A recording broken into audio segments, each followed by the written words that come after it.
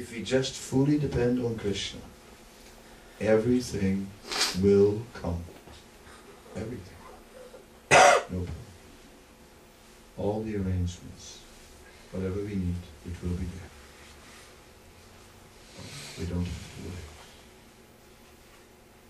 Sarvadharma Parichaya. So this takes quite a lot of faith to live like that. But that's what Krishna is asking. So it may take time for us.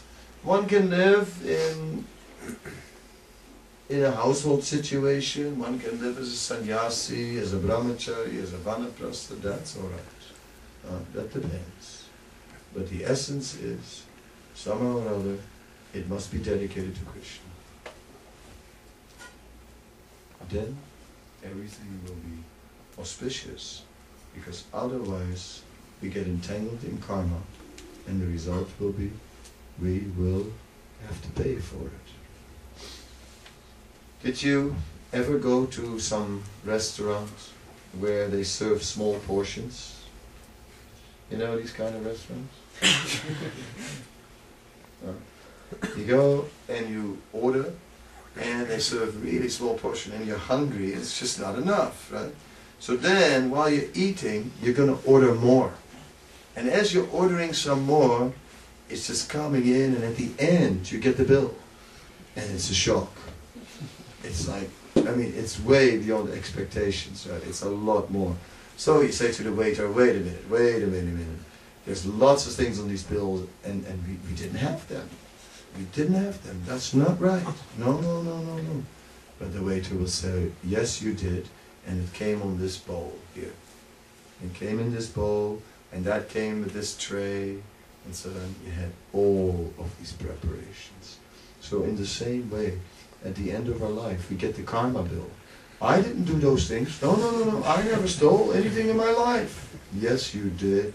At 7:33 p.m. Yeah?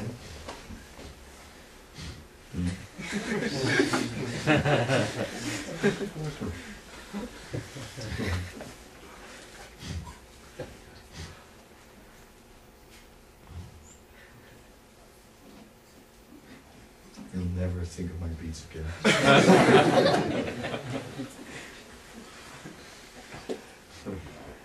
No, it's okay. I'm playing games.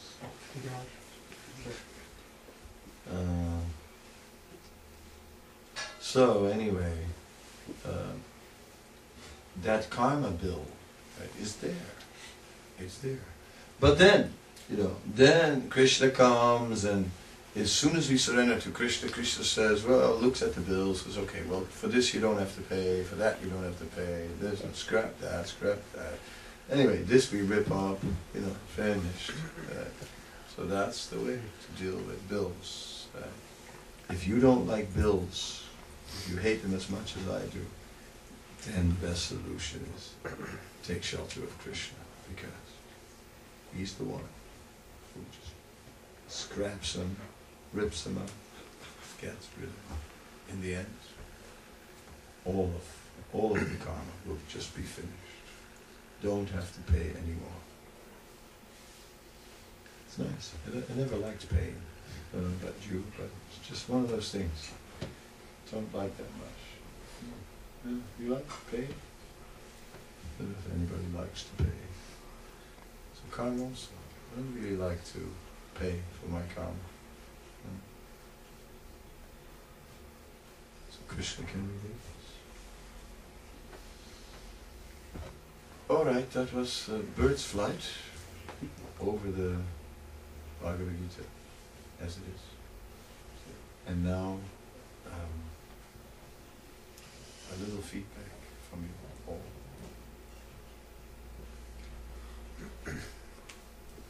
Atish. Hare Krishna Maharaj. You were saying about excuses that different people come up with why they can't do their 16 rounds, and I was just wondering if there are any valid excuses for not doing 16 rounds. No.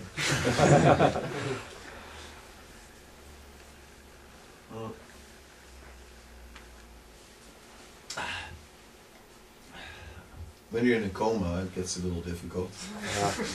You know, like that. If we're physically, if you really can't move your tongue, then maybe. But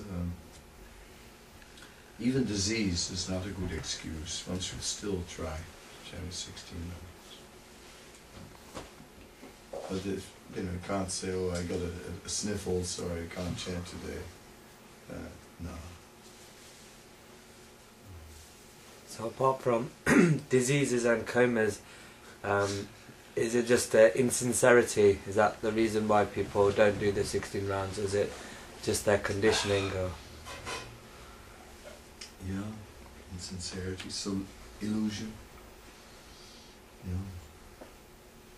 Forgetting the importance. Just forgetting the importance. Forgetting how much we depend on it. Thinking that happiness is somewhere else than with Krishna. That's it. Some doubt sets in, chanting, still not happy.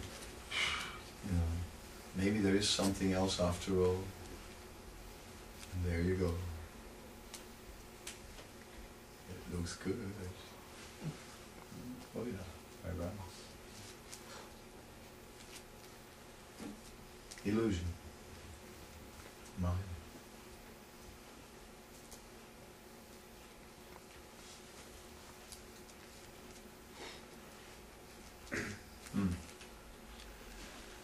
Raj, I wanted to ask, you said that even a person of intelligence is senses. Krishna says in Bhagavad Gita that even some of intelligence, they can get taken away by the senses. Arjuna said it. Arjuna says that, yeah. But then you said that we should have stronger intelligence, is that right? Well, we should strengthen the intelligence with transcendental knowledge. So by hearing, the Dhammi Buddhi Yogam Tam, Krishna will give us the intelligence. So if we hear from Krishna, then gradually we become fixed in understanding what is the right goal in life. And then we must act accordingly. Intelligence doesn't just mean knowing, but intelligence means acting. In the Vedic context, the definition of intelligence means to act intelligently.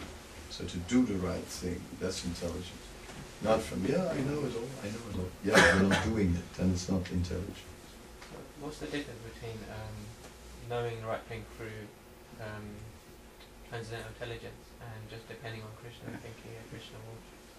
Well, depending on Krishna means that Krishna, he gives us knowledge in different ways. He gives us knowledge from within, in the heart. That's one way, depending on Krishna. Another way of depending on Krishna is to also depend on the Bhagavad Gita. See, on the external instructions of Krishna. So we have Bhagavad Gita, and from Bhagavad Gita we understand what Krishna wants and what he doesn't want to do. So, depending on Krishna means depending on the Gita. Also. And maybe also from within what Krishna reveals or what Krishna arranges for us, but meanwhile we must follow the Gita. And when we make mistakes, then does that mean that Krishna is trying to show us something if we're like making mistakes in service? Or? Well, Krishna is a person and each situation is personal, so Krishna will deal with us in a personal way. So you cannot say when we make a mistake that there will be always the same reaction. Krishna will decide how he will deal with each individual, what that person needs. Right? Sometimes Krishna is kind, sometimes Krishna gets a bit heavy. It depends. You make a mistake, then the car rolls over 7 times and you're still alive. And then you sort of,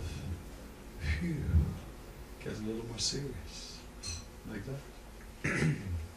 So sometimes somebody gets a shake-up and other times Krishna tolerates, and it's depending on the individual. Krishna is personal.